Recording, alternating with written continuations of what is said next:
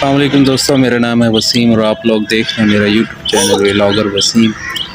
तो दोस्तों आज मेरे घर में कुछ नए मेहमान आए हैं, तो मैंने सोचा कि मैं आपको जो है दिखाता हूँ। तो देखते हैं कि वो कौन से मेहमान हैं।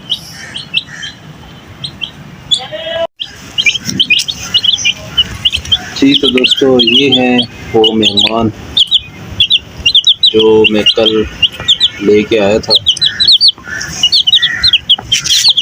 ये हसीब है,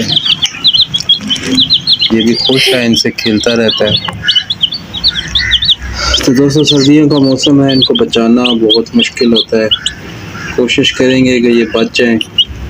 इनको प्रॉपर टेम्परेचर की ज़रूरत होती है। अभी कोई मेरे पास ऐसा टेम्परेचर का बंदोबस्त नहीं है।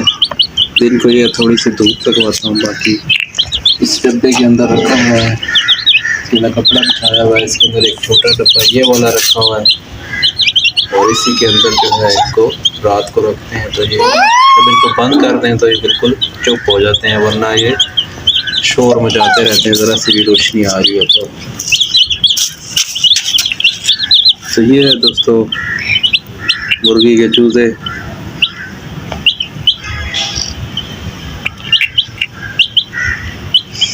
पापा ये टूटू है। हाँ चूचू है।